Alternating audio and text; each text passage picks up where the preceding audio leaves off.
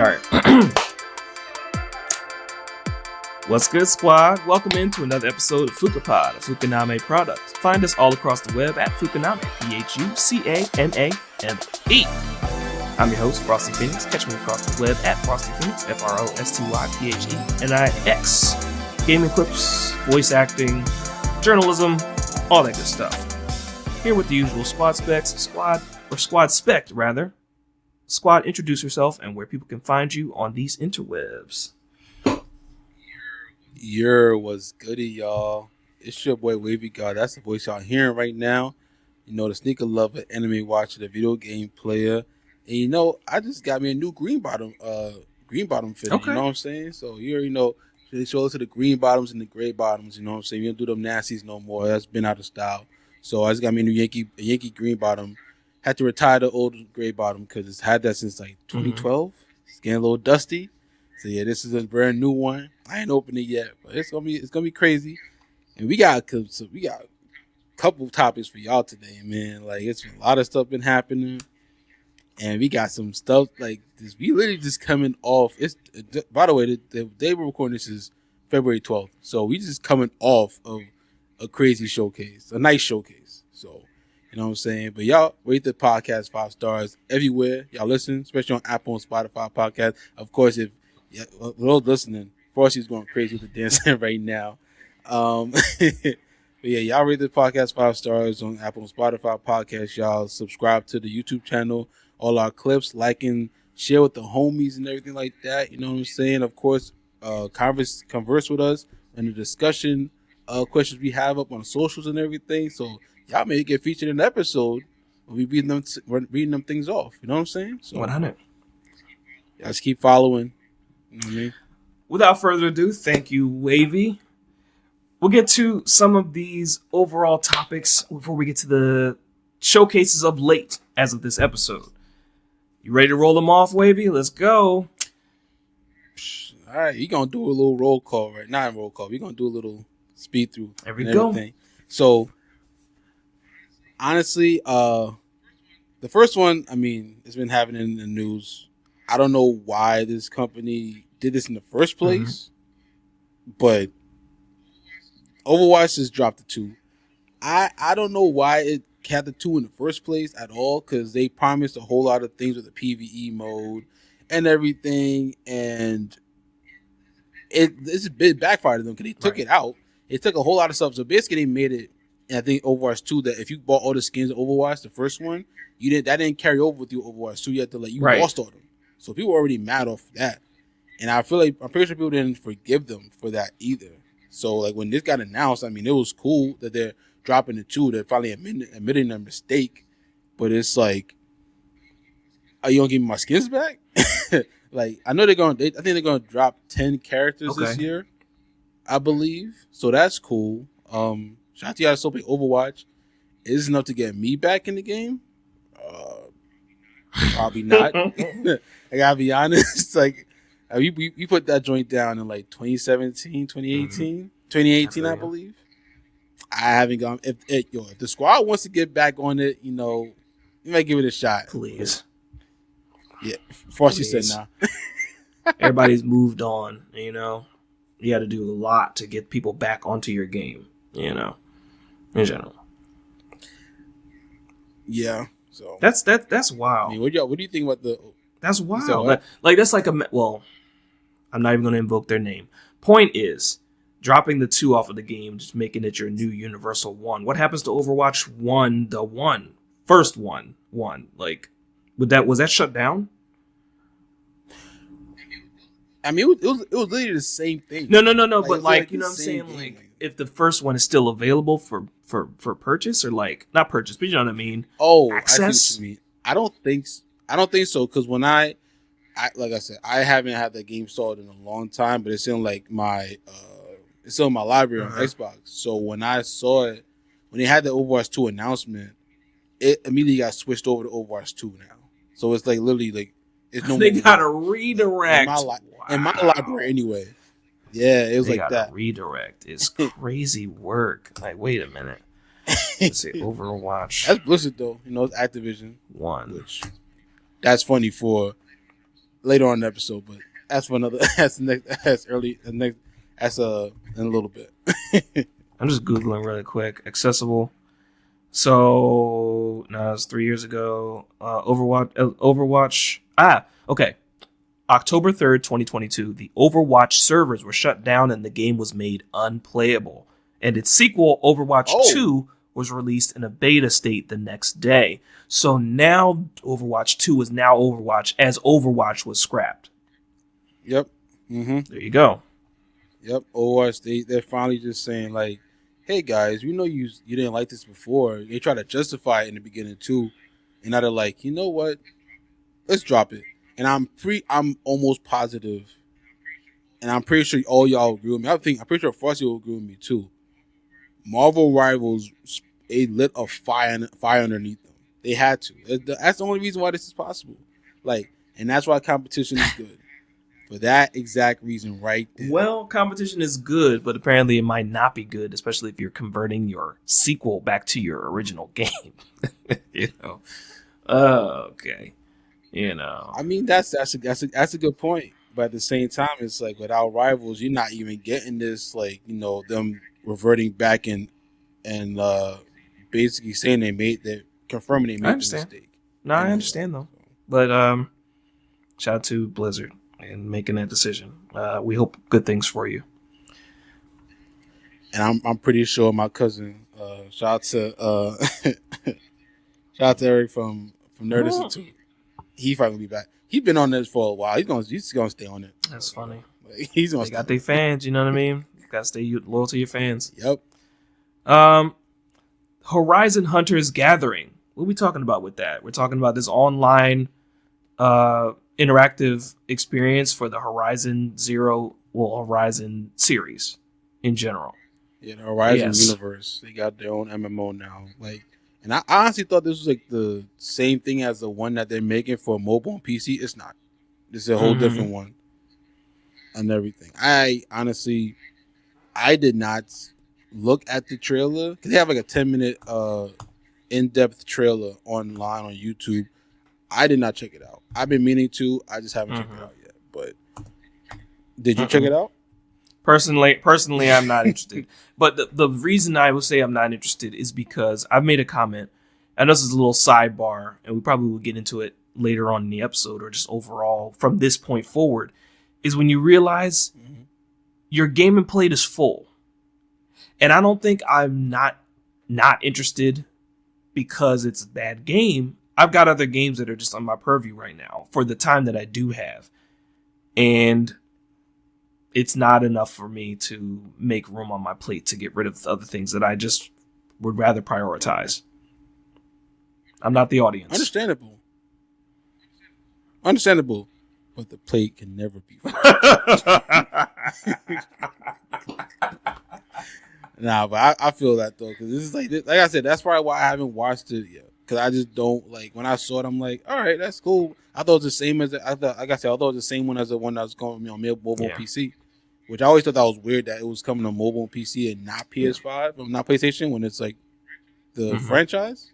It started on PlayStation, but now we know what it is. But I say I'll watch it. I'm a bridge it later because of stuff we'll talk about and it'll make sense. I like that. Okay.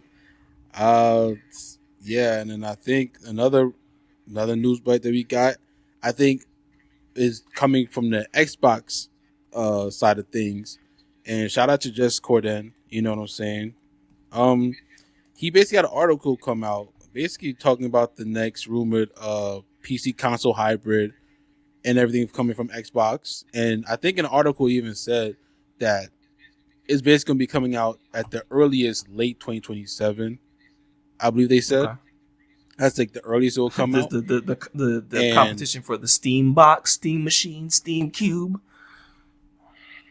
I mean, for the most part, I think they kind of stole Xbox and shine with that. Oh, they did. Because Xbox was the only one that was having like the PC console hybrid. Then Steam machine came out. Nope. We're not. Yeah, nope. We're getting in this now. You thought you was driving a Phantom until a Phantom pulled up.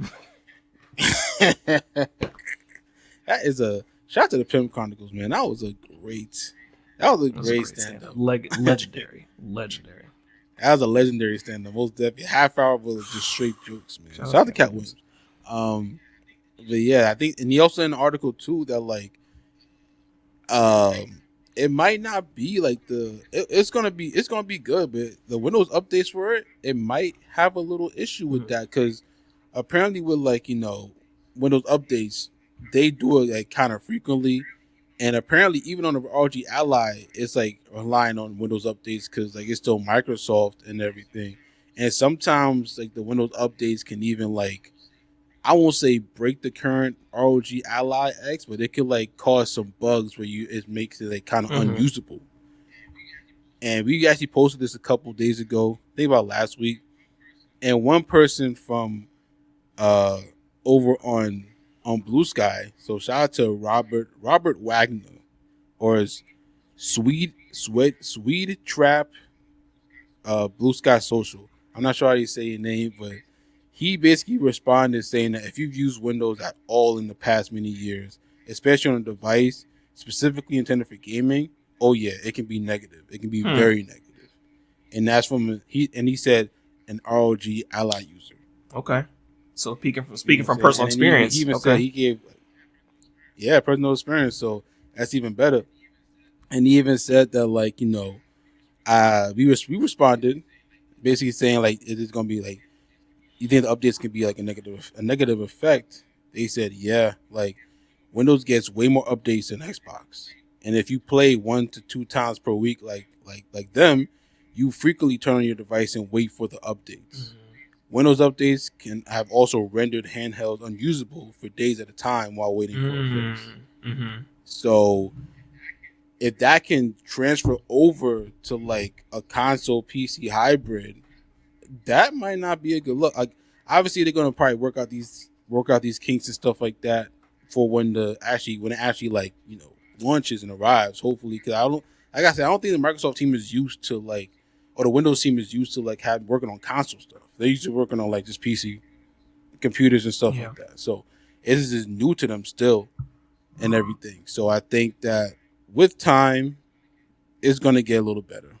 Or hopefully, because we don't want nothing breaking, like especially on the console. Yeah, you know what I'm saying? Basically. Absolutely that. Yeah. So something that's a buzz on the internet is depending on your circles, is this Steam lawsuit over in the UK. UK legal action calls unfair prices in the Steam store, saying that let me see, get this right. It's all stupid. I think it's what everybody generally UK y'all some haters. Agrees. According to VG Insights, over 19,000 games were released on the platform in 2025, alone generating a revenue of 11.7 billion in American, 8.6 pounds for Europe. The company has also branched out to creating its own hardware, such as the Steam Deck in 2022, and the Steam machines coming out soon. So I guess they're trying to allege that it's trying to lean into a monopoly, I guess, what they're trying to say. Lawsuit saying that forces game publishers to sign up to conditions which prevents them from selling their titles earlier or for less on rival platforms. So they're doing what every console marketplace does. Yeah. And they have more sales. Like, no one is complaining about the 14 million users. Well, first of all, shout out to the 14 million users on Steam. But the 14 million users that use Steam have no complaints. You know why? There's sales all the time. You can get a new game for like probably 20% off in like the next couple weeks. There's a sale going on right now. Like I literally like during tonight. My wish list is like probably 14 minutes long. And Digimon Time Strangers is in there. Monster Hunter Stories is in there. I got an email tonight saying like, oh, they're all on sale. I think Digimon Time Strangers is like 50, it's like 20% off, and Monster Hunter Stories is like I think 40 or 50% off. Like Monster Hunter Stories is $10. Monster Hunter Stories 2 is $14. I'm like, wait, and I was just talking about this earlier today. Like I was like, I want to get Monster Hunter Stories 2 because shout out to our other squad mate, One True Noob. He was saying like, if you don't get Monster Hunter Stories, try to get 2 because that's like low-key the better one. Like Stories, the first one was good, But the second one was like that's the one that started ramping up. And I was thinking about that, and I was like, "This must be fate," because it's on sale again. Like I didn't even know it was going to have a sale. And I was like, "Oh!" And I opened up Steam. I was like, "Oh, it's actually a sale going on for a little bit." Oh, all right. Like that's why people love Steam.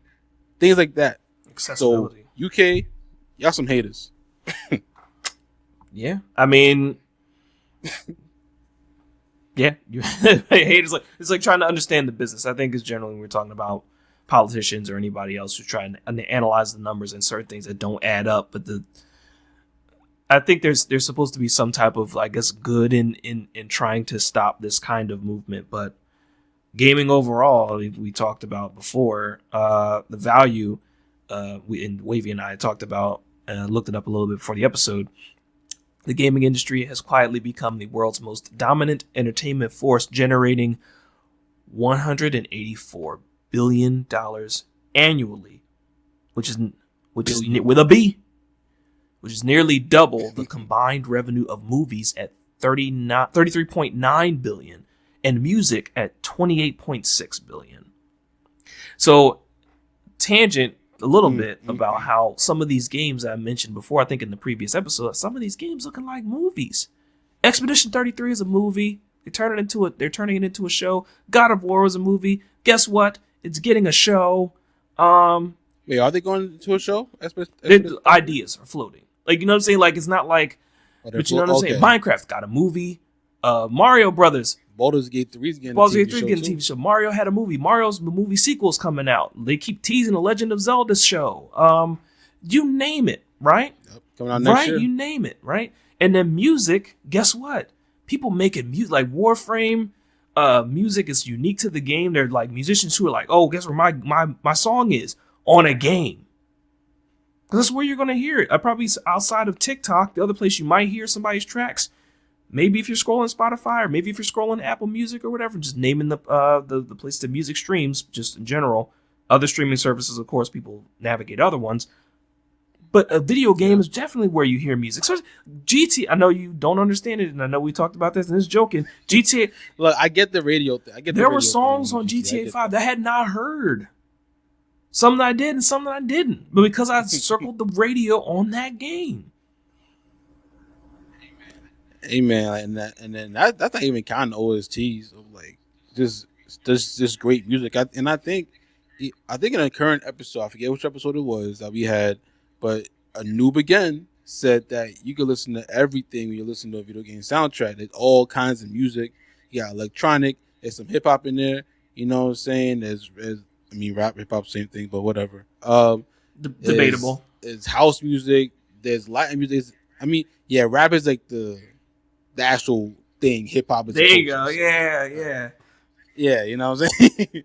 Yeah. And this is all kinds of music that could be put into these video game soundtracks, these OSCs. That's why they still do well. Like, and I don't know what the Grammys is doing. Y'all didn't have Expedition 33 up there for a nomination. We not there yet, man. We not there yet. The people that need to be in the room for that acknowledgement aren't in the room yet, and that's okay. Maybe that's what it is. Maybe they're not in the room. Same way the people finally got in the room for having Black Panther win the costume of the year for Ruth Carter. You know what I'm saying? Shout out to HU. Mm-hmm. So eventually, shout out to HU. Some people will get in the room and get an acknowledgement for something that wouldn't have necessarily gotten acknowledgement for what it was. Yeah, and shout out to J. Cole for going to Hampton too. When his album came out to fall off and all, so he's doing he's literally going on a tour like in his old like car or something like that and selling CDs for like $1 or something like that. Like just going around campuses and going around and to me that's clever marketing because that's actually pretty genius too because if you know like in the music industry I think. Things went to streaming nowadays, so it's very hard to get money off of that unless you're doing like super big numbers. Mm-hmm. But if you're just going around selling CDs for $1, you can have you can have 300,000 people buying your CD. That's $300,000 right there. You have 1 million people buying your CDs. That's $1 million. Like it all depends on how many CDs he's going to sell in this actual tour he's doing. Because he had a lot of fans, especially in colleges. That's where I first heard about him. So. A lot of his fan base are in those colleges. So if he's going to straight college tours or just anywhere, For $1, people have People have $1. You know, people have $1. Period. Especially in this economy, getting something for $1 would be amazing. Amazing, and then it's a nice little double disc for $1. So that's what's up. Anyway, UK, hope you guys can understand, and whether you drop this lawsuit or not, and understanding just the value of things and going forward, maybe different legislation, looking at it a little differently as we move forward. Just our 2 cents. Stop being haters. our 2 cents. Crimson Desert. We've been watching this game for a while. It looks amazing. It's definitely like one of those time period pieces. Wavy, you're a big proponent of this, big fan of this game coming out. It looks amazing. Don't get me wrong. Again, a conversation about, do I have room on my gaming plate? Talk to me about it. I'll make room for this joint. Okay. I will, because I think I first saw this. Was it 2 years ago or last year? I think it was probably 2 years ago when I first heard about Crimson Desert, and I was like, it looks cool. I like what I see with the gameplay. I'm gonna keep my eye on it. And then I think last year they started showing more gameplay. Like I said, I started seeing like more like 12-minute, 15-minute gameplay videos. I'm like, oh, this actually looks cool. But I see like a lot of sparkles. I see he's flying on a dragon. He's doing all this stuff. I'm like, so what is this game exactly? Because I'm super confused right now. And then they started showing more of it. And then I think recently they just did 3 different feature videos. The first one was basically telling like the story of the game. The second one is basically telling like the combat, where the combat looks crazy. You got all these weapons. I think even in the game, I think the main character, I think you have some customization if I'm not mistaken. Maybe not, but I know you play 2 other people in the game as well. Okay. So it's not just one character for the whole time and everything. And it's like different. I think in the first feature video they showed like the different locations you'll be at, and like the different power-ups you'll get, or different things you can learn over there. Like there's one town where like you fight in a mech suit, and that's what really got me. I'm like, wait a minute, this is a game with medieval stuff. Why is there a mech suit in here? And I started combat with it. I'm like, yo, this looks crazy though. I want this. I want to do this. and then I think the main selling point, I think, because he was one of the developers was in the interview, and they basically said one main selling point they had with people that like, I guess, like that kind of game was that the map was bigger than Skyrim. That was like a selling point. So I got people's attention. I didn't really get mine because I didn't really play Skyrim. And I wasn't really into that in that specific game. Same. But yeah, the game looks fun. The combat looks great. Like I'm seeing videos of someone talking about it looks too good to be true, and I see where they're coming from, because like it looks like just everything you could do. I feel like you could just play the game like forever and not even like you wouldn't have to beat the game if you. I mean, of course you'd want to, but I feel like you'd have a whole lot of hours even without like doing the main story. Because there's so much things you can collect, a lot of different things. Like the story is like black kind of plague or something like that going around. You have to stop it. It just seems really fun, like a really fun game. Like, and I'll gladly make room on my plate for that. Okay. So okay. I expect the third one came out today. The third feature video, it was basically just talking about like the main town that you'll be in and everything. It was all right, but it wasn't the first 2. Like especially that second one, the combat. Whew, chef kisses. Like that combat looked great. So I expect you, and I believe Corner Fox, shout out to Corner, said that he was also interested in the game. I expect. Which I was surprised about that. Actually, I was actually surprised at that. He be doing like, whatever. Yeah, he doing whatever. Like I was surprised because he said. I remember in the chat they said that he was like, "Yeah, I'm gonna get that game too." I was like, right. But shout out to y'all, and I expect definitely reviews from both of y'all when that come out. I know we hitting that Discord chat that we have about your thoughts when you get your hands on this title. When is that coming out? I think March 19th, if I'm not mistaken.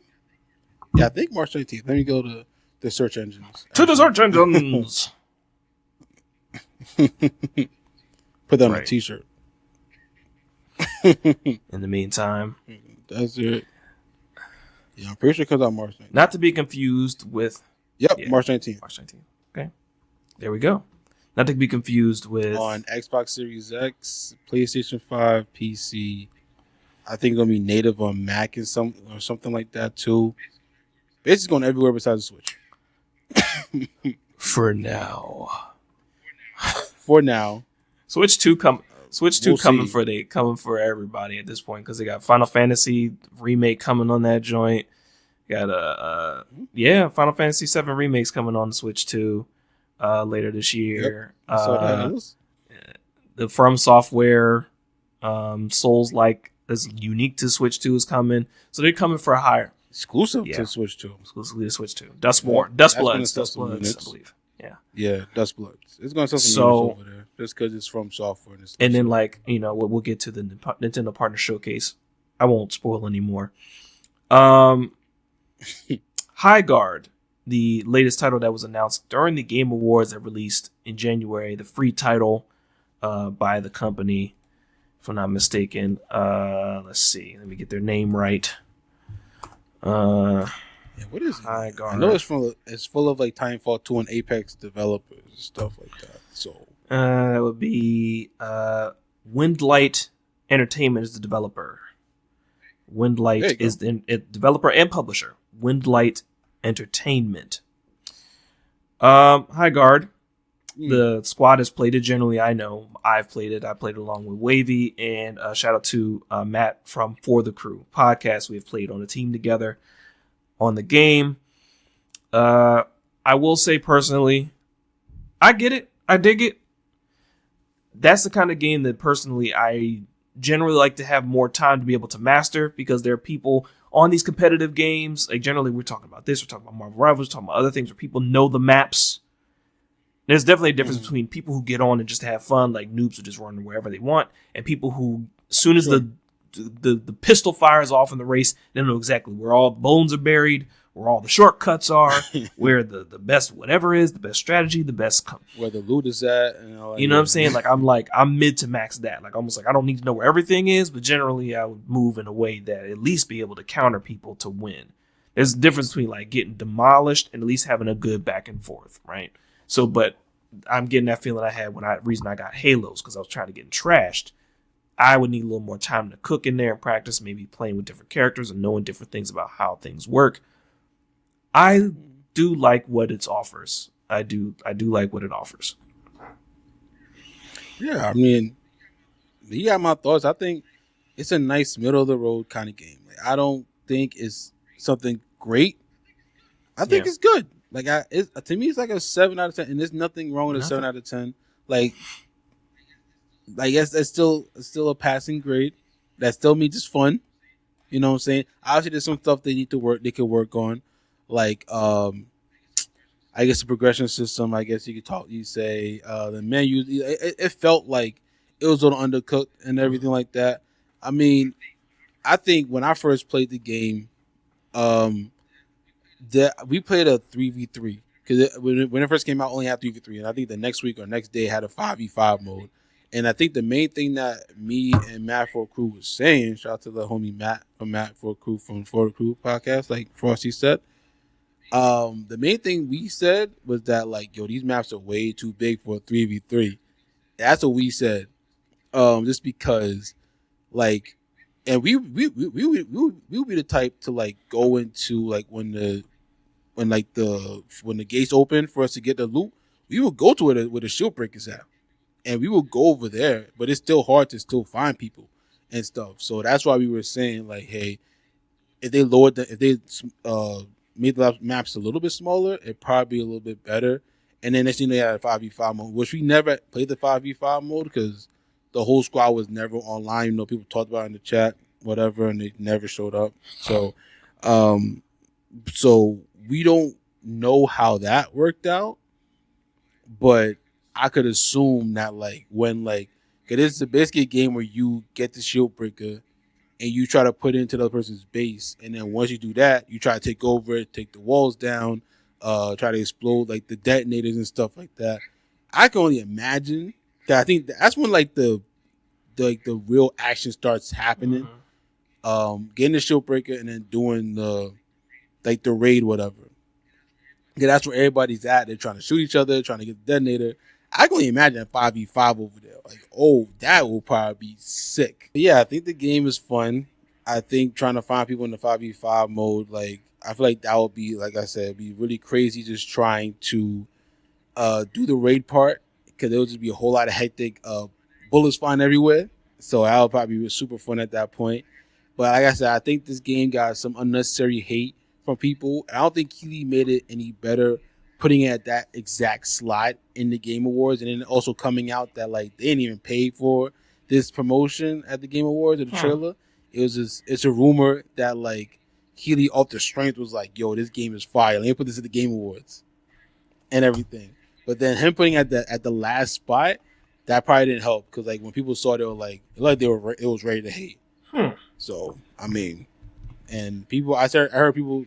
I think I saw a video of some people saying that like Keighley may have to like just like his opinion may be a little like whatever now, which I'm not gonna say that. I mean, like I said, I still think the game is good. So I don't think it deserves a lot of hate that it's getting right now. And I feel like people are just hating just to hate. I heard people saying that it's like a Concord 2. I'm just like, that's crazy. I saw that someone said a Concord 2 about something that was announced during the State of Play. I saw people were saying that during like the marathon section. I've heard that. I've heard that too. Because I've heard mixed things about that too. I heard when the Alpha came out, people were kind of singing a different tune that like this they need to do a little more on this, and like it's not that good right now. But when a different closed beta came out and people were playing it, they have different things. People were like, "Oh, it's actually getting a lot better now," and I can actually play this. So it was singing two different tunes when the alphas and the beta came out and everything, and we'll get more into Marathon later. But yeah, it's on the same kind of thing right now with Marathon. And that's a $40 game. I think it's $40. Yes, but ironic that Concord 2 is like not the slur right now, but you know what I mean. Like that's the big hot word. It's the big hot word. Like, oh, you just a Concord 2. Like you finna be like, oh, don't call me that. You know, that's crazy. Yeah, it low key is a slur right now. And like I said, I think in our Astro group, Desert was the only one that actually played. And he's been on record saying that it wasn't bad. It was actually good. Is that it came out in a time where hero shooters are free. Why are you $40? Yeah, so, you weren't offering anything that the others didn't, but better. You know, so right. Yeah, you know, wrong time, right idea, wrong time. Right, and I mean, we did post today that it came out that Highguard's developer was it Wildlight Studios, Wildlight Entertainment. Apparently, they laid off most of their staff just now. Yeah, like, I think there was a LinkedIn job posting saying that like one of the developers is saying that they got laid off and they were excited to like release some unreleased stuff coming soon to the game. And everything. I got you via Polygon.com. Shout out to them. Usually great reporting on the gaming industry. Yeah. Wildlight hit their team with layoffs. Unfortunately, first spotted or announced in a series of posts, like you mentioned, on LinkedIn before the company confirmed it in a statement on X. Highguard. Oh, they confirmed it on X. The studio's first game that was released in January, 2 weeks ago as of this recording. Layoffs span across disciplines: gameplay engineers, software engineers, UI designers, and more. Level designer Alex Garner said on LinkedIn that most of the team at Wildlight was let go. Polygon has not been able to verify how many people were let go exactly. But a post on X reads, let me see, Wildlight directed Polygon towards a statement on X. And here's a statement as follows. Today, we made an incredibly difficult decision to part ways with a number of our team members while keeping a core group of developers to continue innovating on and supporting the game, said the statement. We're proud of the team, talent, and the product we've created together. We're also grateful for players who gave the game a shot and those who continue to be a part of our community.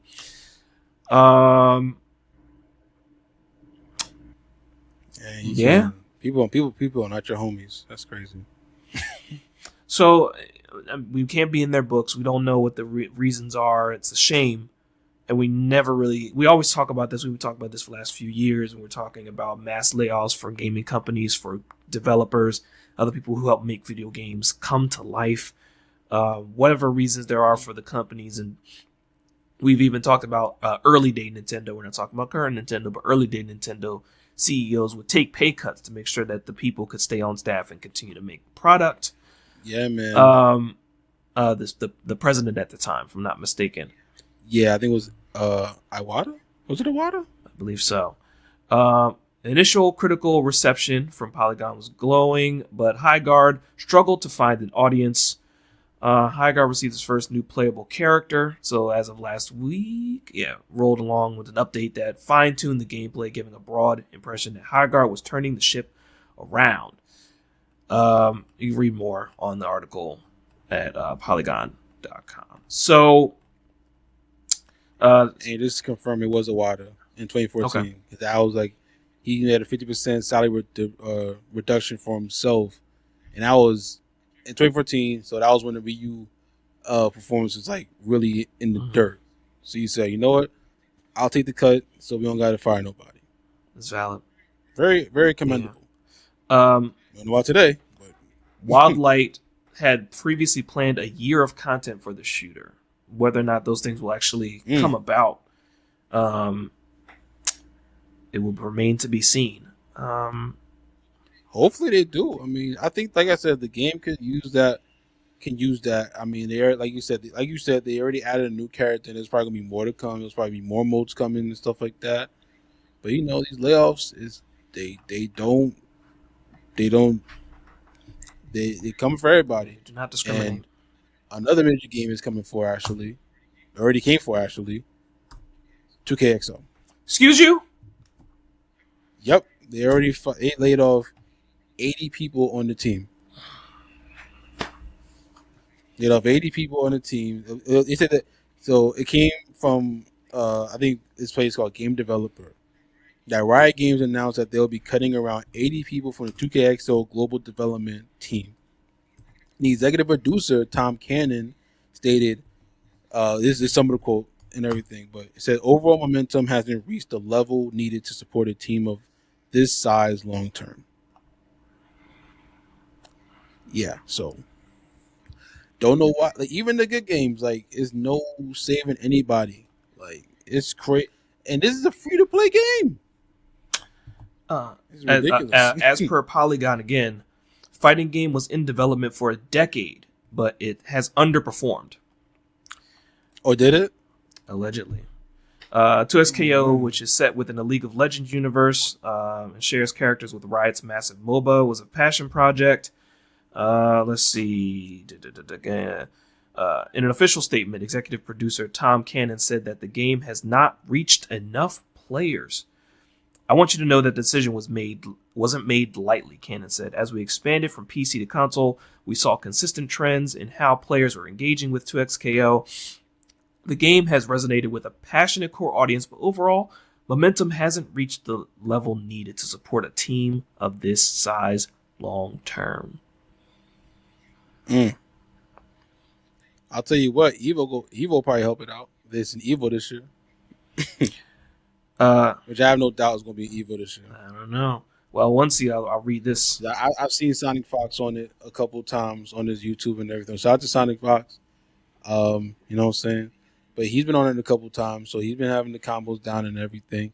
So I can see it being at Evo this year, and I think once it's at Evo, you'll see the numbers spike a little bit because people be like, "Oh, I want to try that. I think I'm just as good as these people." So.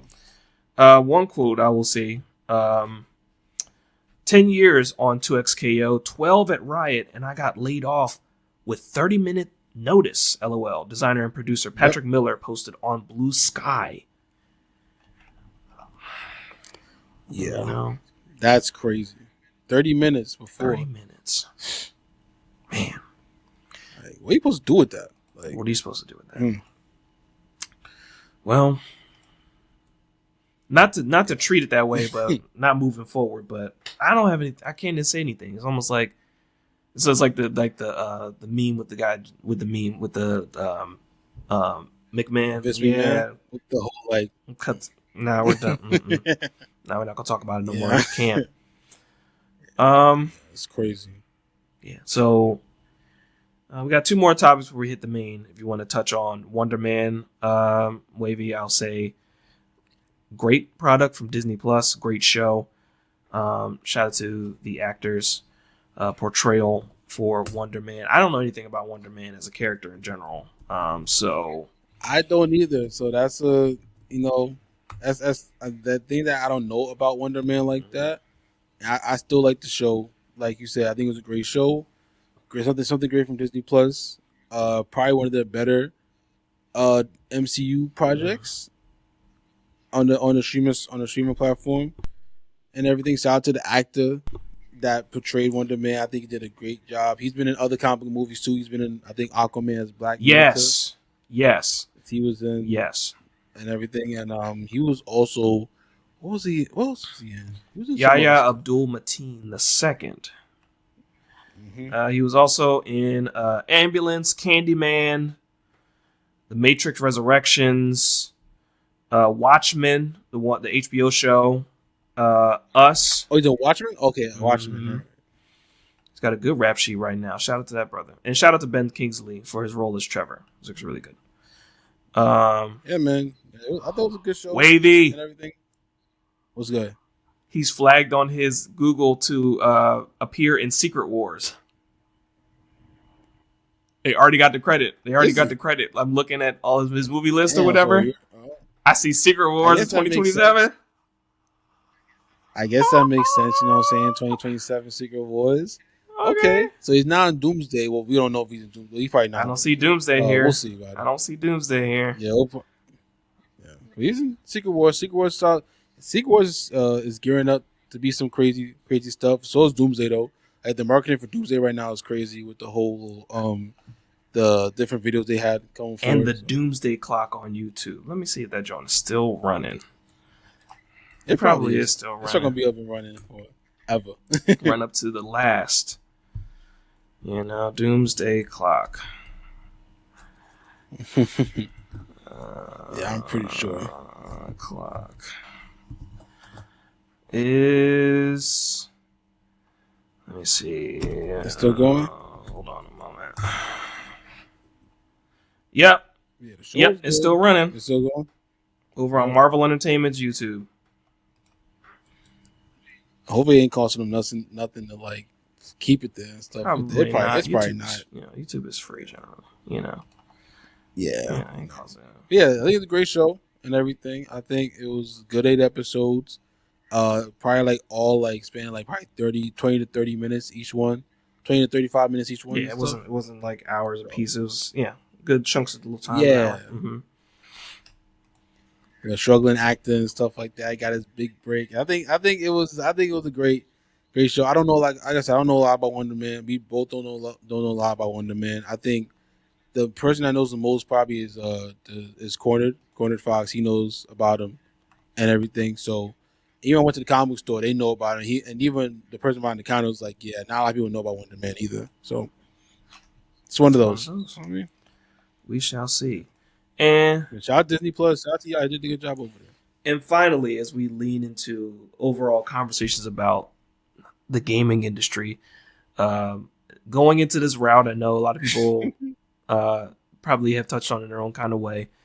Jeffrey Epstein files. Yeah. President.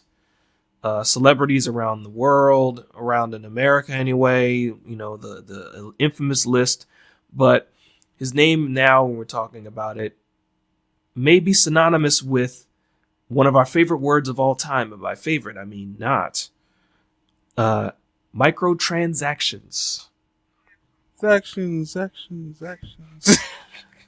In alleged reports that Epstein was in communication with current ex-Activision CEO Bobby Kotick about basically the adjustments on how financially beneficial microtransactions could be for the youth and exploiting that action. That's what right? he said. Just Which that's crazy to think. You think about it. Like, was Epstein? He didn't cause microtransactions, but he definitely was probably he pushed the agenda on the Bobby and everything. Like, and Bobby was like, "Oh, I guess so." I can imagine the conversation going like this: like, "Yo, Bob, yo, Epstein, what's good, bro? This whole game you got, it's getting a lot of revenue, but we can bump those numbers up a little bit. You know? What are you talking about, Epstein? Yo, this thing called microtransactions? People are the kids are buying this. We have to sell to the kids now. Like education, no, we need to get them into the money, into these guns and everything else. And the only way to do that is sell in the game, and they will buy. And Bobby said, "Oh, that sounds good." Epstein said, "You'll make millions of dollars." Oh, say no more. Okay. And then legend has it. And that's the legend of the story. in a direct quote. I mean, because, you know, good summary. And shout out to Wavy for that improv. Very nice, you know. But a direct quote from an email chain between Epstein and Kotick. You want to skip convincing educators and parents about this stuff and just go straight for the kids. I'm all for indoctrinating kids into an economy. You gotta love how his example for real world rewards is virtual items in games. And we talked about video games being, it's a little bit of gambling. You know, it's a little bit. Especially during the loot box era. Yeah, it's a little bit. The dark times. You know, triggering the dopamine firing off for those rewards you could possibly get, that skin you could get, that gun you could get, right? It's all psychological. You know? But you guys are proponents of it. I'm grown and I got my own money. I'm grown and I got my own That's money. the difference. That's the difference right now. You got to really rein in understanding about your kids. Especially with little Timmy, who's just getting his mom's credit Not card Timmy for catching that new strays, skin. bro. Not Timmy catching strays. Anyone named Timmy, I'm sorry. You just first name popped in my head. You know, but parents, if that's what you want to do to, you know, with your kids and all that kind of stuff, as far as, you know, rewarding them and helping them or doing things or whatever, as far as buying them different things in the games or whatever, because games are now generally releasing at different prices now, a little lower prices. You know, now we're talking like 80 range, 30, 40 range now, like with Arc Raiders and Marathon and stuff like that. The new God of War games coming out, but that doesn't have microtransaction. Point is, there's a line point for base prices between 30 and now 80. I think we're talking like $80. Well, I haven't things that I be in the stores now, and only thing I see that's $80 is like literally Mario Kart World. Yeah. Even Duncomp Bonanza, I never see $80 anymore when I'm in the store. You know what I'm saying? So it's I think like I really think Nintendo like really took that price out besides Mario Kart World. And then like I think for Kirby's the Kirby what's it, the Forgotten Land or something like that. That game, which was fire by the way. And then you got the expansion or whatever with it. I guess it's called an expansion. That's $80. I'll tell you. Other than that, everything is a 70. No, I'll tell you what else is $80. Tears of the Kingdom. Is it still $80? Goodness. All right. Well, that's 3 games. Yeah. But they exist, and so therefore there's the other end of the threshold, like a base standard without conversation. I think that's 80. It's either 70 or 80 with or without the Switch 2 upgrade. So I think it might be 70 you get the Switch, and I think it's 80 if you get the Switch 2. And the upgrade is like $10. Yeah, right? so Okay. yeah, to be exact about that. Yeah. All right. Makes Yeah. sense. But anyway, shout out to Epstein. I don't mean that like that. But Yo, and it's crazy because he even apparently got banned from Xbox Live in For 2013 doing what? for harassment, threats, and or abuse of other players that was severe, repeated, and or excessive, which that's nasty. Um, so I just want to know, was he in the Modern Warfare lobbies? I'm weak. I'm weak. Was he in there doing some crazy I'm joint? weak. Like I really want someone to go back in those in those servers or whatever. And I want them to see if they can find this dude and see what he was doing. Like what was he saying in those parties? Like None of our business, bro. I didn't even know he was I didn't know he was connected to the gaming industry and stuff like that. But I guess when you're that high up, you're connected Yeah, everywhere. you know what I'm saying? Everybody has their hobbies. Doesn't really matter. Correct? Now, Let's just say that. for the piece de resistance, the last couple of what's the word? Showcases is the word I want to use. We talked about the Xbox showcase, or aka the Fable showcase and Forza showcase with Husky Okage not too long ago.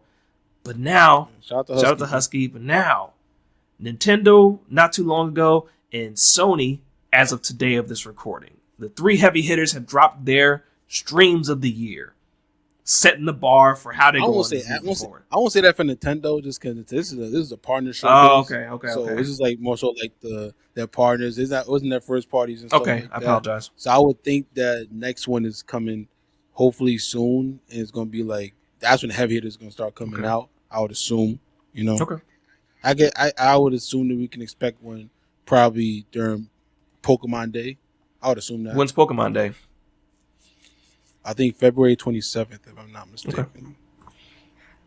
Yeah. So, and I'm pretty sure they're gonna announce like there's been rumors going around that during that day they're gonna have like the Pokemon company's gonna have a direct, and then you'll see like Gen 10 and stuff like that, and then they'll probably announce like a new mainline game for the 30th anniversary. It's 30th anniversary of Pokemon 2. Yeah, shout out to Pokemon. 30 years, man. 30 years.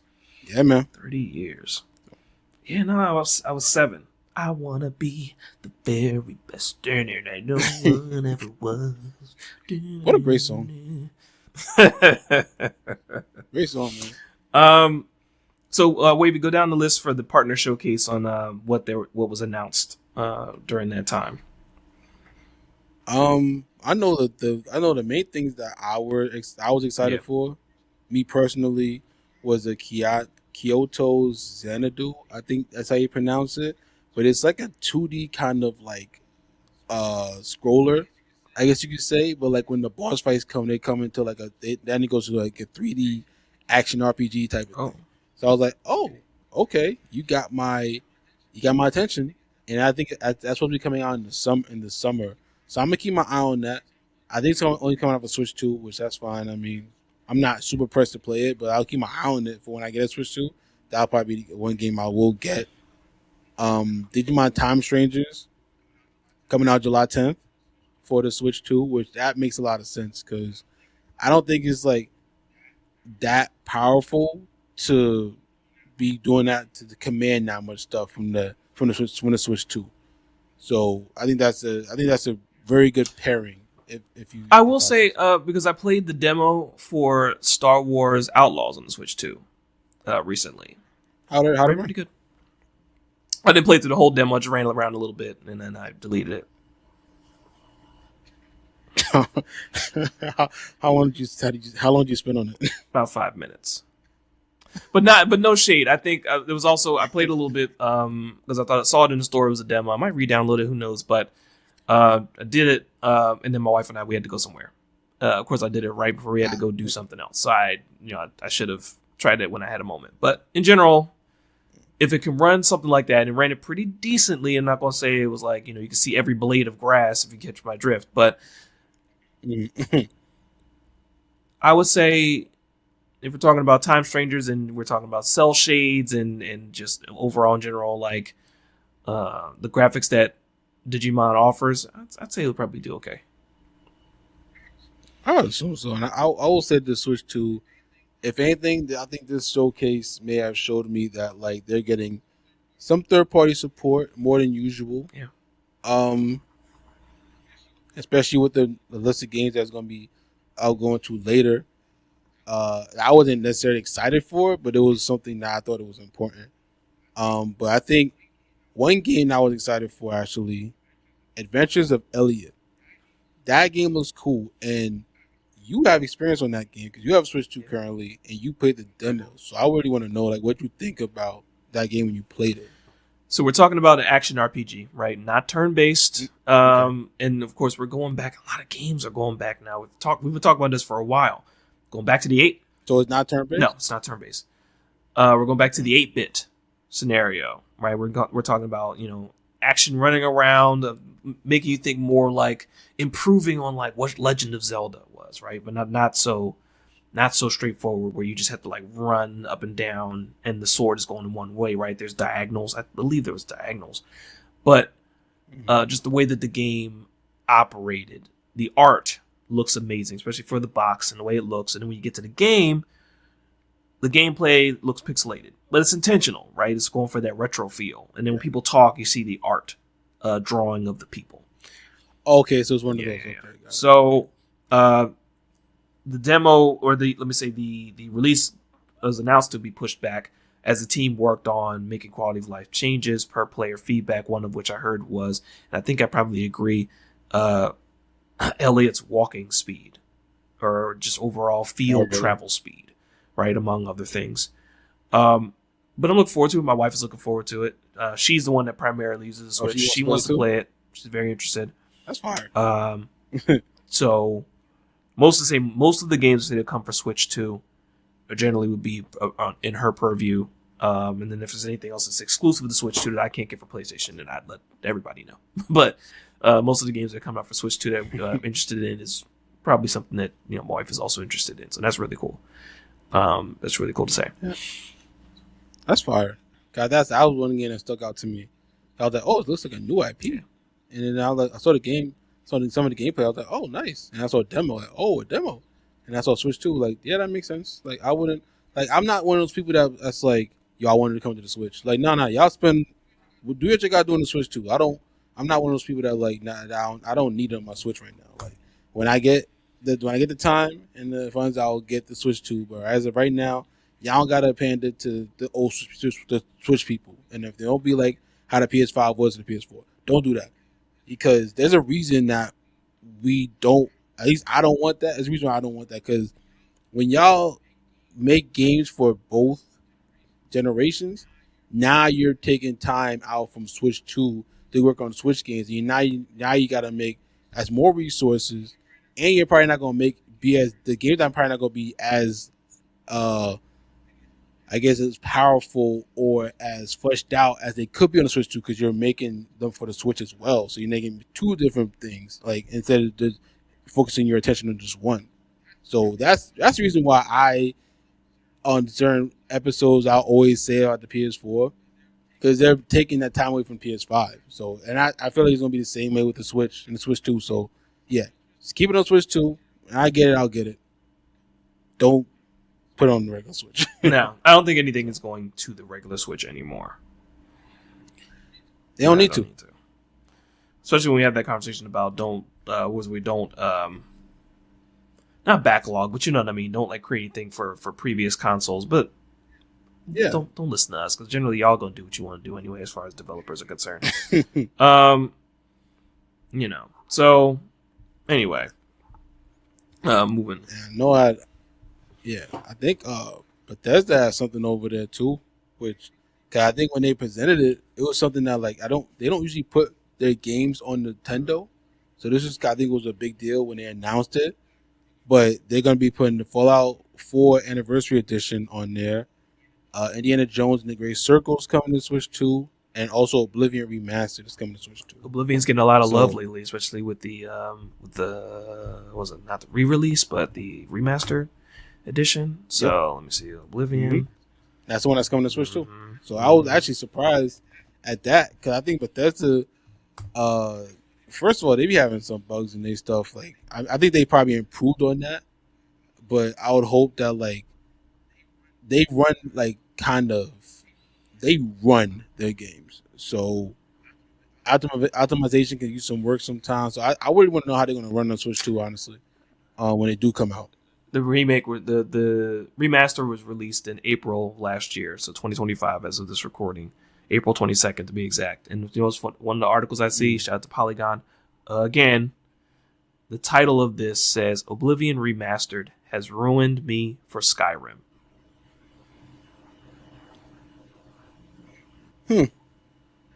Now, why did they say that? Why did they say that is a very good question. It ruined them. Bigger isn't always better is the subtext by Claire Lewis. You know, we need to have some of these gaming journalists on the podcast in general. I'm sure whether or not they would take an invitation. Reach out away. So you know. But head over to Polygon if you guys want to check that out. I'll even put the link in the description below for y'all. Congratulations. Hey. Congratulations. All right. Anything else from the partner showcase, brother? I mean, that's pretty much what I was excited for. Oh yeah, and Orbitals. I forgot Orbitals came out. Was that the first game being showed? That was it was basically the anime. Yes. 80s style game. Yes. Yeah, 80s style anime game that was at the Game Awards. Yes. They showed it in the partner showcase. It went a little more in depth with it. It's basically Nintendo's It Takes Two, No Way Out, Split Fiction, just puzzles and all that kind of stuff. But it's just Nintendo. It's anime style. So. I love that art. Beautiful. We're interested. Yeah, it did look great though. It looked great. So I mean, I think it's like one of those things that if you get one, you get 2 copies, so you can play with your whoever and stuff like that. So they take competition, man. Competition breeds the best because I think Nintendo saw that and like, yo, let's do it for our console. You know, you the family friendly console anyway. Might as well just do it. Yeah. So yeah. Now for the real game console nights. I've been holding that in. I've been holding it in for the last couple minutes, y'all. Just saying, no shade, but February 13th, 2026. Sony came with the heat.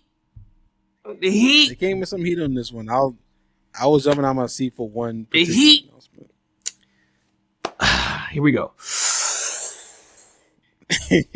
God of War Original Trilogy Remake with God of War Sons of Sparta releasing today, February 13th. Is $30 on PlayStation Store. Go enjoy it. I didn't know how I felt about that Sparta joint.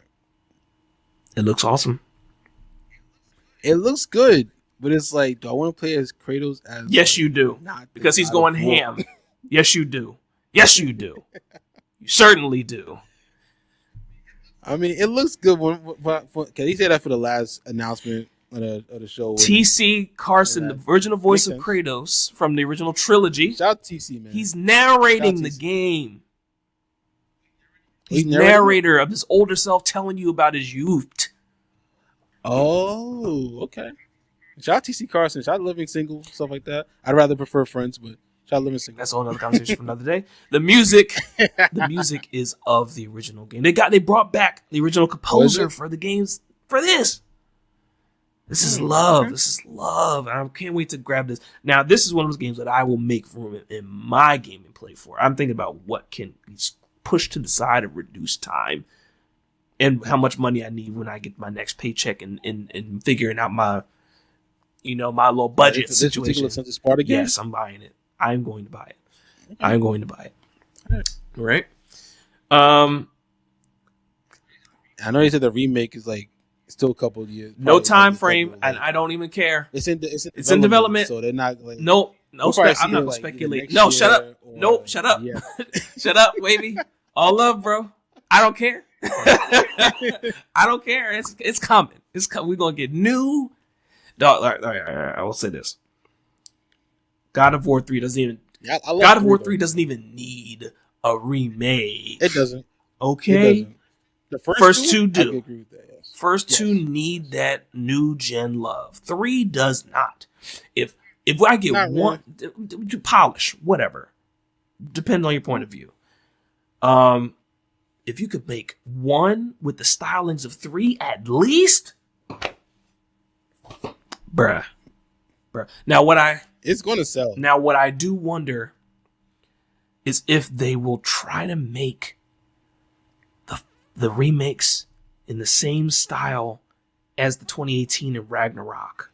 They will not do that. I know that for a fact. They will not do that. They probably gonna keep it the same as the how they were back in the day, because at the same time, that's the whole hack and slash and stuff like that. I don't think that would be good for like the camera and stuff of the what that came out 2018 and like Ragnarok. I don't think it will be as good. That's me personally. I mean, you get the blades in God of War 18. Well, that's a crazy scene, by the way, and it was amazing when you got it and you started doing all that kind of stuff. But I don't think that from all the stuff you was doing in the first game, you was on all over the screen. I don't think that will translate good if they put those 3 games into the camera mode of over the shoulder and everything of 2018 and Ragnarok. That's to me personally, because he was doing so much stuff in the original. I mean, all it was when you're talking about that. One of my favorite combos, because of course Kratos had combos, right? One of my favorite combos was that I don't remember what it was called. It was like the something chariot or something. It was like some combos stayed in every game, and you just I knew that combo, right? It was like his blades may have changed names, but they were generally the same. Is that one combo? He rolls the blades in front of him, and it kind of stabs a couple motions and then charges or whatever. So it's like he kind of does that as he gets older in the newer games. So if you're talking about like even the whirlwinds that everybody talks about, right? The famous whirlwinds blades or whatever. Yeah. Younger Kratos, so you can design it just a little bit faster. He's a little bit slimmer with the same engine. Just probably a little pan out with the same engine as the 2018 God of War. You could probably make it happen. We'll make it happen. Now, a remake, unless you're talking about what they'll do, is they might just do the polish and what's a recent game that's like over the shoulder, like kind of like not in the same style, but Hades, right? It's like God of War kind of looked like Hades. Okay. Now, mind you, unlike Hades, God of War did zoom in on Kratos when you scaled buildings or when you did puzzles or whatever, but it had its zoom out moments when you did the field view. It looked like Hades, right? Except Hades is cell shaded, God of War isn't. So it didn't get as far, but it did its zoom ins and zoom outs. Can it be like God of War 2018? It could. Will they be rebuilding it from the ground up, utilizing that system and basically just improving on it from the ground up? Probably could do that too. We'll see. You know, I would rather it be the original camera mode, but if they do it to 2018 and Ragnarok, if they do that camera over the shoulder, I want to see. I don't know how it's gonna work, but we'll see. You know what I'm saying? Because he does the whirlwind attack, and you do see it in the newer version. So yeah. And besides, I know you said this a lot right now, but we've come so far in technology too. It only looked so crazy because of all the lighting and everything like that, and just like, but I don't think there's really that much different going on the screen in the newer versions versus the old versions. I do get what you're saying, though. Yeah, I do get what you're saying. I said, you gotta see when they drop any more gameplay.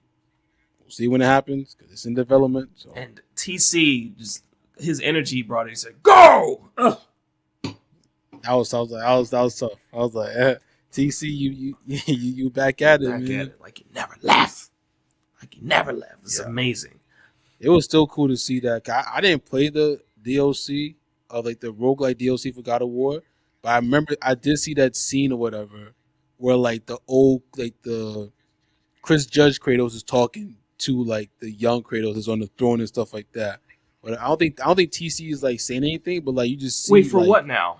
Young Kratos just sitting on the throne, just like, you know, just being mad young. Wait, for what? Huh? For when is this? That was I think that was in the God of War Ragnarok free DLC. It was like some kind of. I need to go. I need to because of I this. Didn't play, but not that I wasn't done, but I didn't play.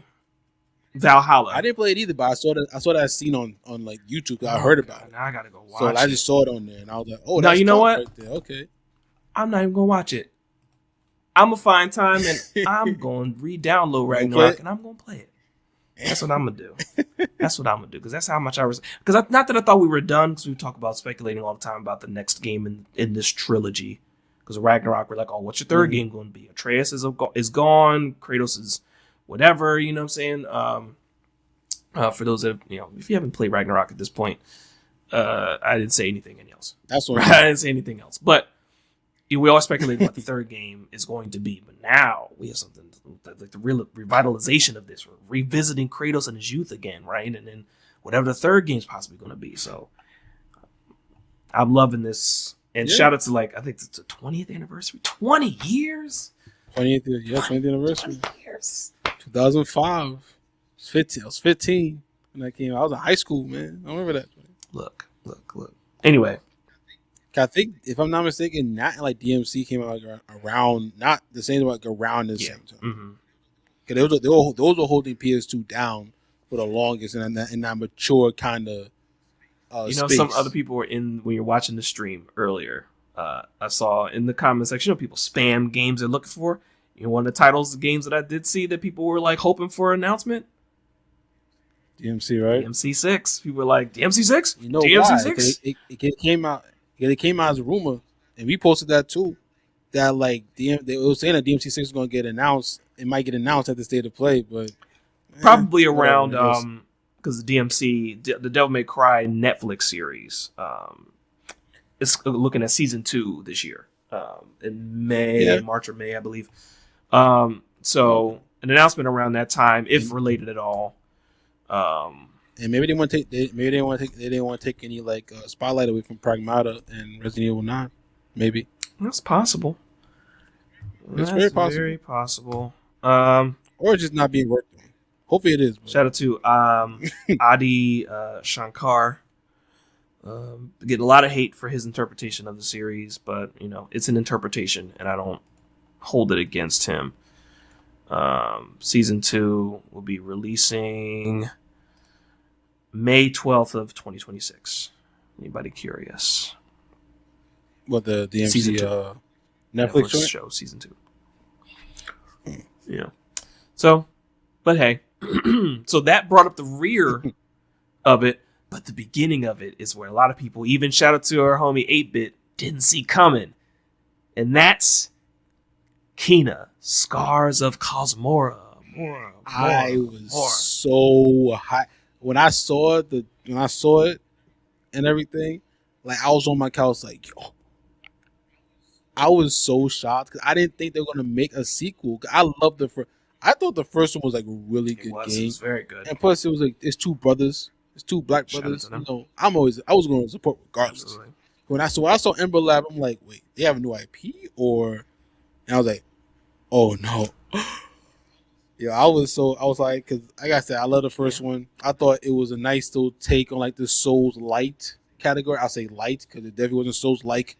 Yeah, they some parrying and stuff like that.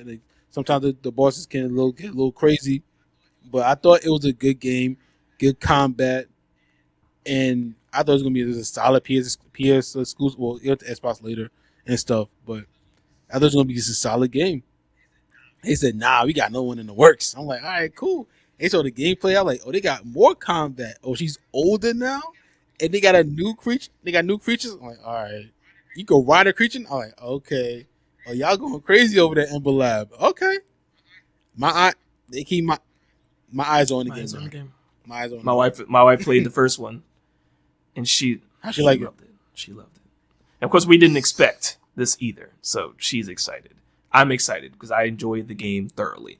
I played for her when bosses got a little hard, but like we talked about with it being Souls light, it's a good little introduction for people that might think Elden Ring's a little too hard. Yeah. I can say that. Yeah. It's a nice little beginner. Yeah. Nice little. I'll say that last boss fight was a little. I was like, oh, a little challenging here. Okay, and it was like a boss fight that continued from if you lost, you had to continue from back and like it was like if I'm not mistaken, it was like some kind of thing where you like go to some kind of portal or something, and you're battling people, and then you got after you do that, then you go to the boss fight. So if you lost, you had to go all the way back. So I was like, all right, okay, this is nice. I like the game. So and I feel like they're gonna even add more. She's older now and stuff like that. Like I said, so yeah, I anticipate re-downloads of Bridge of Spirits and restreams. I hope so. People gonna revisit that game in droves. I hope so. These are two. They already got, like I said, two black brothers. You're not supporting that on rip. Like, yeah. And it's Black History Month. It's Black History Month. I love that it was Black History Month and they got the first announcement in there. I was like, yes, we that's love what I'm it. talking about. Oh, we love it, yo. Like, shout out to devs. I mean, shout out to Ember Lab. You know what I'm saying? Let's see. They said Alchemy. I was like, oh, okay. Josh and Mike Greer, founded in 2009. Josh and Mike Greer. Yeah. Shout out to Josh and Mike. Shout out to y'all.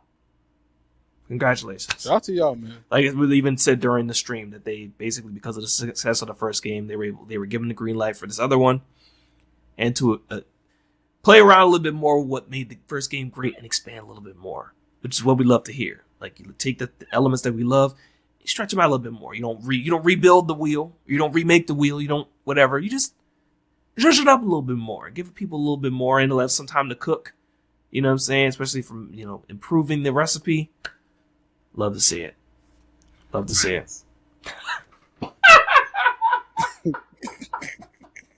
I said, when did he get here?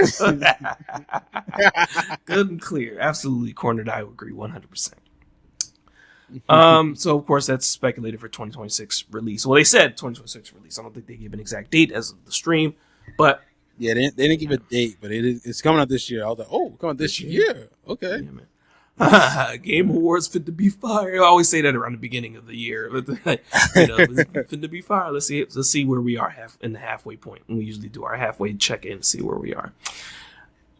Yeah, we'll see. I mean, I don't think that as much as I think I'm going to like the game. I don't think Neo 3 is going to get in that Game of the Year conversation. I feel like it's going to get lost in the sauce because it came out so early. And everything, just like how Kazan got lost in the sauce last year too, and everything. And I like that game, but it didn't get nominated for. It didn't get nominated for the action. This is crazy because that's a great game. Yeah, man. Like I think it just got lost in the sauce. It came out earlier, and so much he came out. So yeah. But we'll see though. We'll see. We gonna see. For the sake of time, I think we'll generally list off the other announced games, and of course others that you can go to various outlets. Again, not to always shout them out, but it's really on it, and I really like the way that they do things. Polygon.com for all the latest on the state of play and other things for your gaming news. Sorrows had more gameplay. Really interested in doing that. April 30th, planned release. It looks good. The John Wick game. Shout out to Keanu Reeves. I started figuring out it was John Wick around, I think when we do was like kind of sewing the suit up and got a good look at the hair. I was like, is that John Wick? Especially with the gunplay or whatever. I was like, oh, in a game, and that's what it was. I want to know how they're gonna do that game. Like, I want to know how it's like how the gameplay is gonna go. Like how they're gonna like make it. Like I want to know how it's gonna like the gameplay loop is gonna be. I imagine it'd probably be something like Yakuza or Sleeping Dogs, stuff like that. Like the overall general fighter. Like you probably can box, dodge, and then you have weapons, so you probably can do shots or whatever, and you probably pick up ammo and all that kind of stuff. Or I can't think of anything. It's gonna be interesting to say the least. Nothing comes to mind. In the comment section, if y'all want to drop like where the gameplay may look for you guys, where what comes to mind. The 007 First Light, a young James Bond, if I'm not mistaken. I do like the way this game looks. Yep. Yeah, it's looking like I know when I first got announced, I wasn't too hype on it. I don't know why I wasn't too hype on it. It looks kind of generic for me, but it looks like it could be good at the same time. It looks like honestly, I mean, I know it's Hitman developers, but it looks like that. It looks like like the generic kind of gameplay, like Uncharted and stuff like that. Just to me personally, but I do want to try it out. I do want to play it when it comes out. I feel like it's gonna be a good game. The cover shooting and just like the stealth and everything. It's 007, you know. Yeah, they have the 007 girl in there, whatever, you know, like the movies and everything. I think it's gonna be a good game. It says it's coming out May 27th. I know I was getting promoted heavily on Xbox's showcases and stuff like that too. So, there you go. Yeah, it's gonna be it's gonna be across multiple consoles. yes, I think it's gonna be PlayStation, PC, Xbox, not Nintendo. Not Nintendo. Not yet. That might be a recurring joke, depending on how this continues. Star Wars Galactic Racer. So not Pod Racer. Other types of this podcast. Listen to this podcast, but not Pod Racer, Pod Racing. Other types of vehicles. Looks like his own story mode, or his own story going on. Good graphics. It looks good. You know, they showed more gameplay of it because it got announced at the Game Awards. So, you know, I like it. You know, we'll see more gameplay of it. It looks nice. Looks like a nice little regular racer. So regular. It's Star Wars. What you mean? Not regular. I feel you. That's on me. But it looks nice though. You know, I want to see more gameplay of it. And this gameplay I thought was nice. I saw tease of Sebulba and the one racer that was before Sebulba. Shout out to the first movie. Yeah. Well, not the first movie, but first in the sequence, Phantom Menace. So a little teaser back for that. Gets a lot of hate. I don't think it does. Phantom Menace is a good film. You know, that's the way to start off. Way things start off in general. Nobody talks about that a whole lot, but. People do talk about is Qui-Gon and Obi versus Maul. People will always remember that battle and the music. Great fight. My son Morris came out with the two was like mind blowing. You know? That blew everybody mind. They're like, it's the double. It's crazy. And shout out to his show coming soon. I'm definitely hyped for that series. Disney Plus. Yeah. Darth Maul, you know, is definitely one of those characters that's being expounded upon more as we go with lore. And we do, I don't know if we necessarily owe y'all another Star Wars episode, but just a general update that we always bring on. Noob is always welcome. Shout out to Noob and what he always says in general, like, you know, jabs in the background. If you know, you know.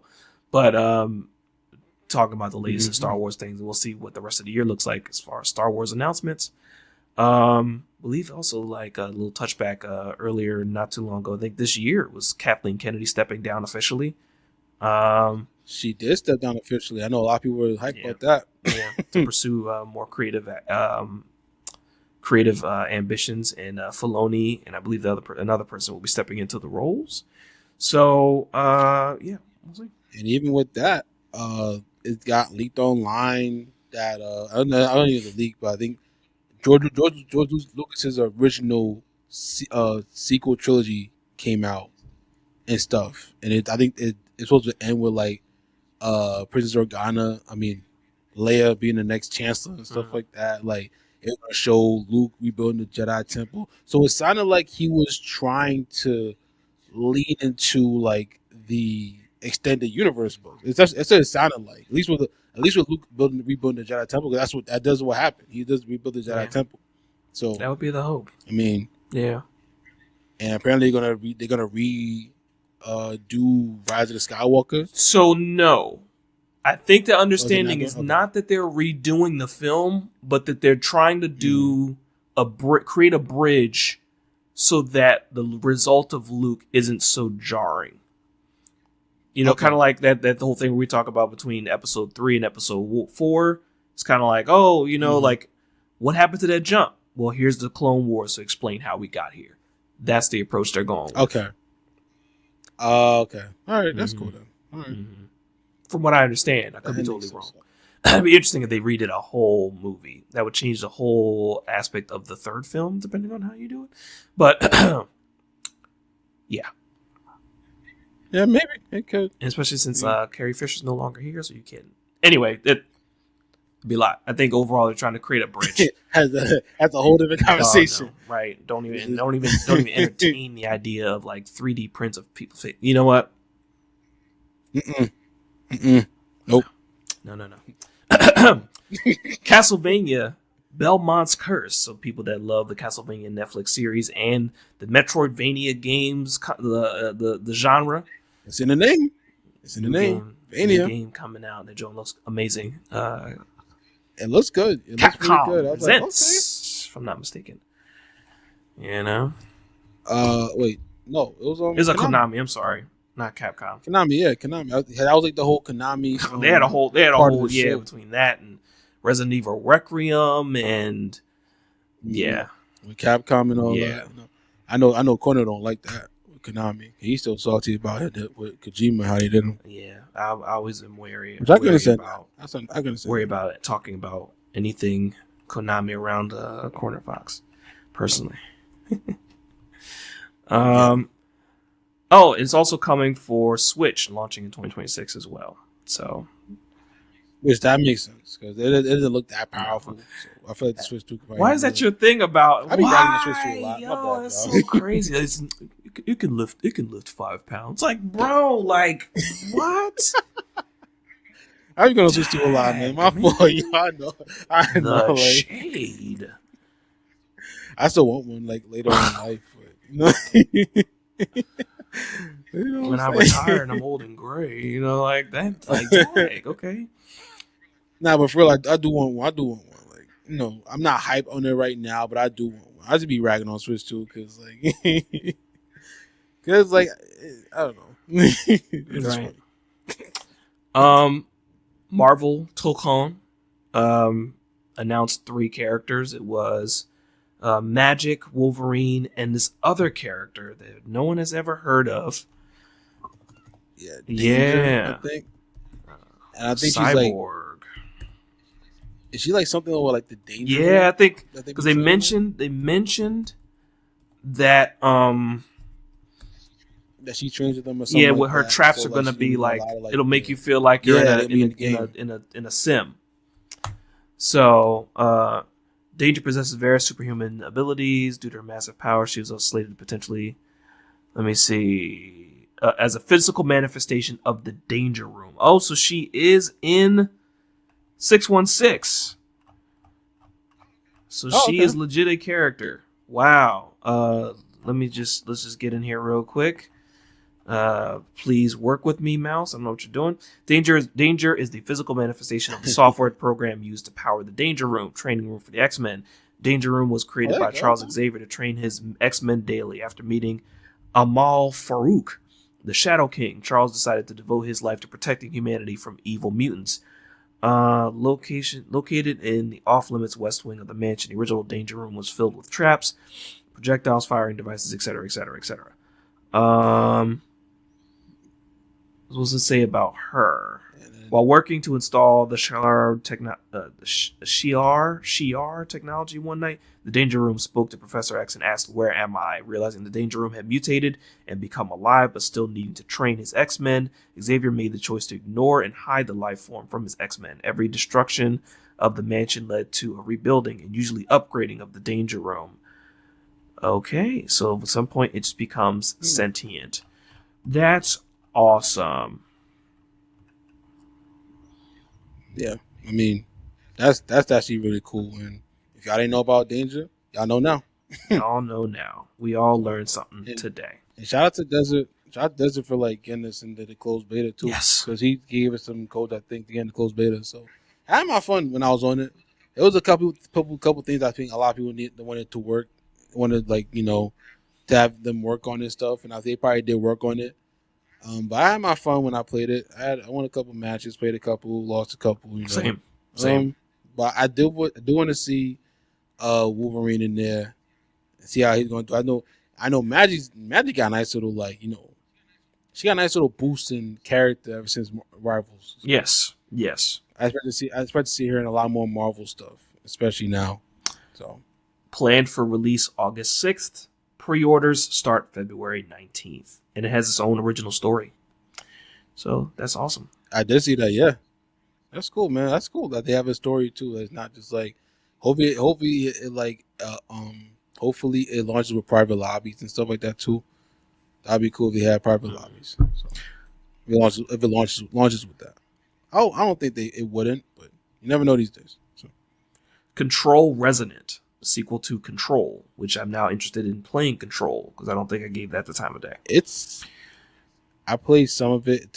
For me personally, when I played Control, to me like the gameplay was good. Just that the stuff creeped me out, so that's why I didn't like play it like that. You know what I'm saying? It to me personally just creeped me out, so that's why I didn't play it like that. But when I did play, I like the gameplay of it, like the loop and everything. And this is cool. This is probably more so my speed, maybe, just because, action RPG combos, it's my kind of thing, personally. You're in a big open like city and stuff like that. But there's been some concerns recently of Remedy in general, the people that made the game, the developer, because they just hired the new CEO, but this person apparently comes from like EA and everything like that. They come from like Sorry, that. Like some kind of, if I'm not mistaken, like some kind of gambling and sports betting type of thing. So people are definitely like, they're kind of saying like, hey, keep this person away from this title. But then at the same time, they were like Remedy games. I'm like, damn. But yeah, he was a appointed former EA and CCP games executive, and he's a new CEO and everything. So, people are not really liking this and everything like that. He's a former sports betting guy, so that should tell you everything you should know about what he might bring to the table. Yeah, it's not a good look. Hope he don't add nothing crazy in Control Resonant. Skins. DLC. DLC in a single player game like that? Nah. So we'll see how it turns out. Hopefully they don't do nothing to Remedy that's like really crazy. Because I feel like they just want that profit. And I think I heard, especially since like the Firebreak multiplayer game they released, it didn't do that well. So even more like it's even more, what's the word? Oh my goodness. Whatever. You go next. Dead or Alive's incentives. They give me more incentive to like, try to do profits and stuff because of all like the failure, I guess, of that game and everything. So Dead or Alive 6 last round, June 25th.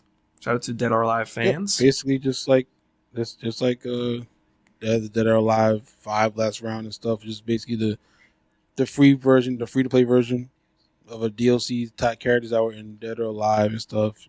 6. And it resonate with me. I'm not a Dead or Alive person like that, but it's Dead or Alive. It's free to play. It's not in my fighting game lexicon. If you do get me to play a fighting game, that's not one of them, unfortunately. Yeah, I don't think it's a lot of people's like first choice from now. I don't think it's like the first choice. It has its core audience. Same way like it's certain people you wouldn't expect me to say I was a big fan of Virtua Fighter.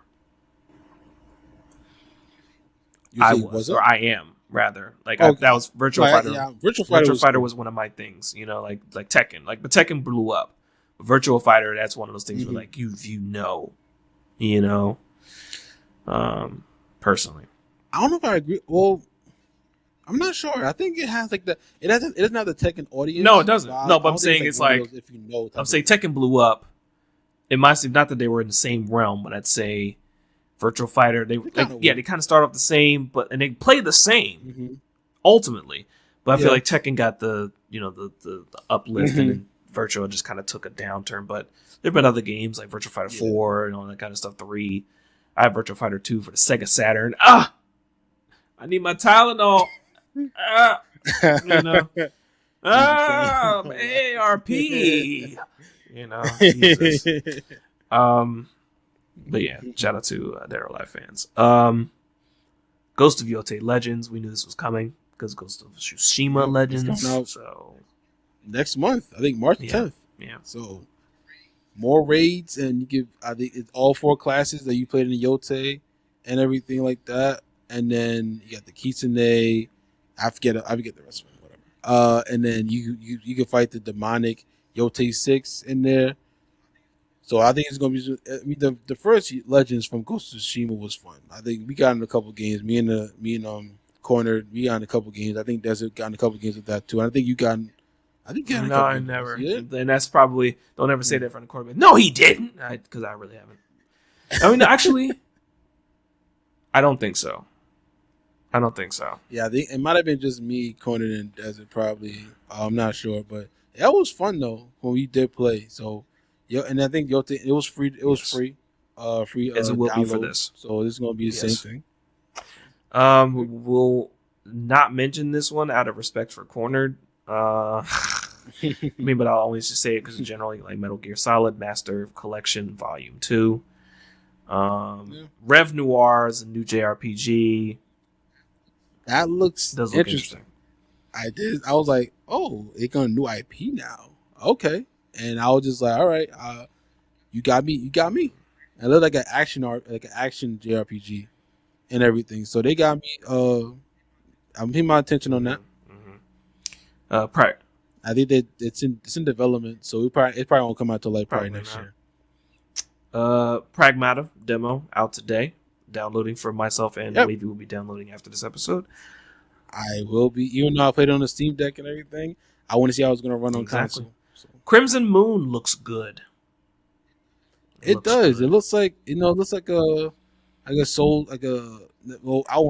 action RPG with some. It's given Diablo hack and slash. Yeah. And I saw a second player. I'm like, so is this co-op? That's what I was wondering about. That is it local or online, or that'd be cool. Death Stranding 2 coming to PC. Shout out to PC players. Yeah, shout out to PC. And I just want to know, where is Future?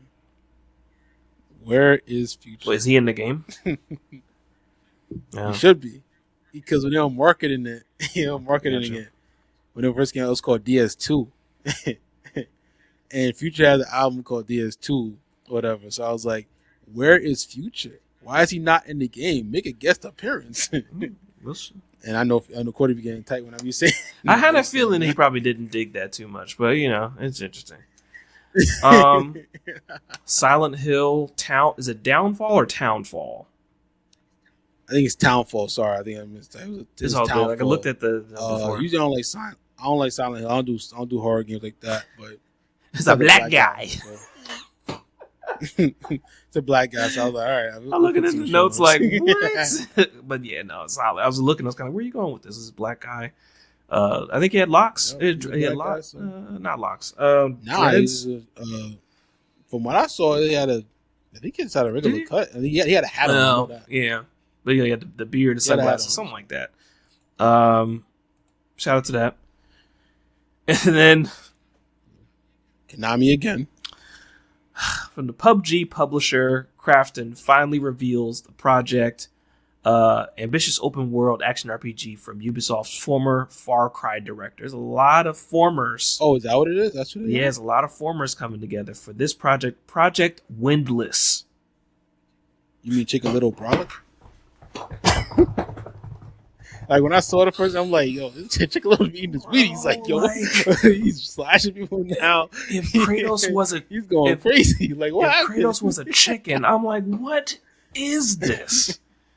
This is like you said, this brawlic chicken. When I first saw it, that when it first came in, I was like, okay, this is like this dark mistress, whatever, sending people over to kill somebody or whatever, and I just see a chicken from the sky. I'm like, wait a minute, what is this? Where did a chicken came out of nowhere and it's brolic? Like it's super yo. He just swinging his sword and just chop people up and just doing these combos. It looked like a wave to people too. So it reminded me kind of like Dynasty Warriors. And so usually I don't like those kind of games or whatever. I don't know why. They never resonated with me. This person, it looks cool just because of the brolic chicken. Chicken Little been eating his Wheaties and his Wheaties and stuff like that. So I'm here for it. I give me a date or whatever. Give me a demo. I'm here for it. Rooster of War. The booster. And I would change Rooster with the C word. That's what I said. And I was like, wow, like, what is this? Anyway. Project Windless. It looks it was a nice surprise. That, and I think something would be with animals now. Like they got what's the one with the bunny or whatever, the rabbit that looked like a Devil May Cry but a rabbit version. I forget what it's called. It was on Xbox's showcase, I think, a couple months ago. I forget what it's called. I'm about to look. Rabbit game. Rabbit game. Devil May Cry. So not the one with the two kids, right? Because no, that's not. No, that was something else. That was streamed a little earlier, a few months ago. Yeah, I forget. It wasn't that. It's just it came out. It's supposed to be coming out this year. I forget what it's called. Nah. Okay, I don't know. I can't find it. I can't find it. It's a Devil May Cry with the bunny. Devil. Zoo Punk. There you go, Zoo Punk. Zoo Punk? Yeah. They sort of, I think Xbox had a showcase, I think. Not the developer direct, but I think the last showcase they had some gameplay of it. It looks fun. Okay.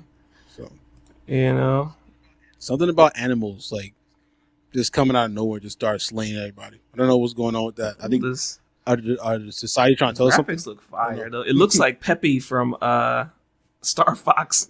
Yeah. look like his son or something. Like, I'm here to avenge my father. Have you seen Fox McCloud?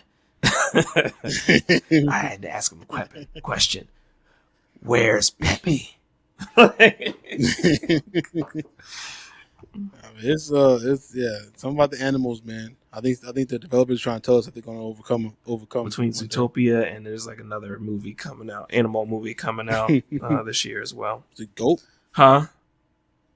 Was it Goat? No, what are you talking about? It's this other animal movie coming out. It's Disney. Yeah, or Pixar. I know or you're something talking like about that. like the one like the. Yeah, I know exactly. I don't know the name of it, but I know it's a movie you're Not talking about. Animal Farm. Hoppers. Mm-hmm. Yeah, Hoppers. It is what it is. Shout out to the animals. And shout out to the showcases of 2026 so far. Overall, Look good. gaming's about to eat good this year. Again. So So y'all saying there's no games to play?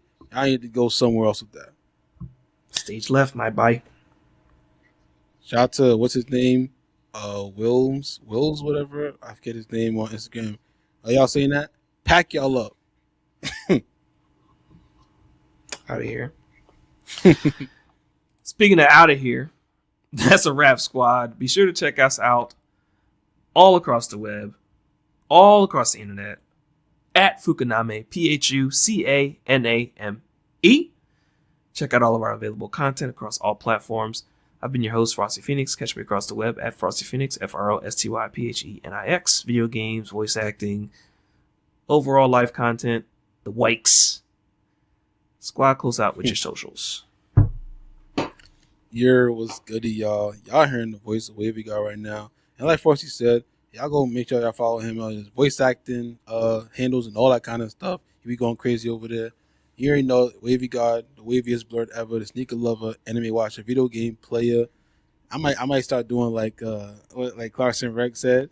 Just put a West Side Gun ad lib on there. Boop, boop, boop, boop. But yeah, y'all make sure y'all follow the podcast on Spotify. Rate the podcast 5 stars over there on Apple Podcasts. Of course, like and subscribe to all our videos over on YouTube because we putting up clips and they be funny and entertaining. Yes, definitely follow us on there and subscribe to us over there and tell the homies about us. You know what I mean? And you're just the best podcast out there. So y'all get y'all knowledge in with us. You know what I'm saying? And everything. But you already know Wavy God is out. Knowledge and casual conversation is what we offer. And we definitely out here with our other teammates. Shout out to general partners, chilling in the party, Husky Okage and his podcast, and others. We out here, man. We're doing our thing. But hang out with us. You know, we're cool kids. Exactly. No shade to the homies. Not at all. Not at all. Thank you, Desert. Peace out, y'all. Peace.